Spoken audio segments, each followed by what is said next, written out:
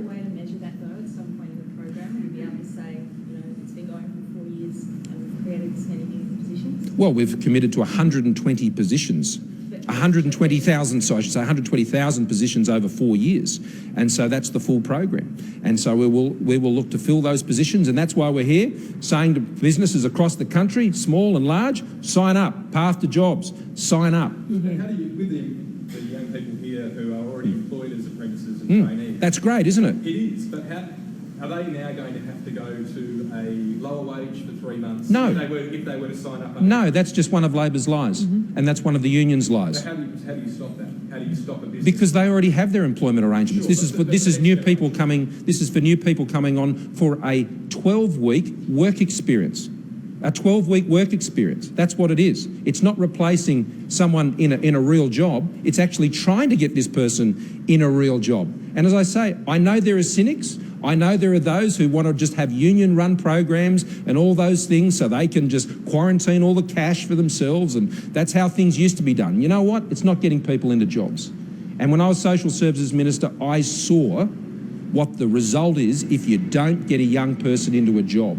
Not only does that person go on to a lifetime of welfare and the cost that's associated with that, but the impact on that young person and their life choices is a disaster. And I assure you, this is something that we are absolutely passionately committed to. And it's so important that we get this right. So I'm going to work with people who want to get it right.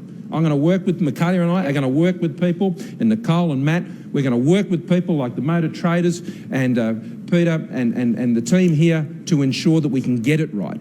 And we need to get it right for the young people who need these jobs. Are you just as passionate about saving Arium jobs as you are about saving jobs in the motor trade industry? Well, not just in the motor trade industry, but this goes right across the economy, including in steel jobs and including in the jobs that will come from ensuring that we go ahead with the defence procurements here, which in not just the submarines, but with frigates and all of the other programs which involve steel, which involve Arium. The bringing forward of $80 million worth of expenditure on steel purchase for Arium is something the government has already done. So, look, we will continue to work constructively with the South Australian state government here.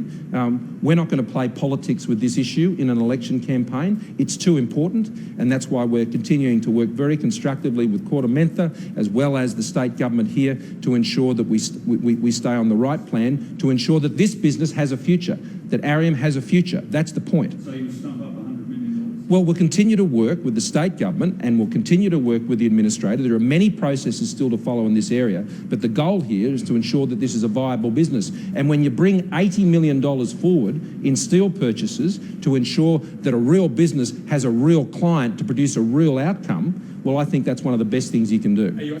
OK, we'll leave that there for the moment. That was live from Adelaide. The Treasurer Scott Morrison and the Employment Minister Michaela Cash talking youth job placements, making that announcement in the seat of Boothby, a safe Liberal seat. The Prime Minister is in Randwick in Sydney.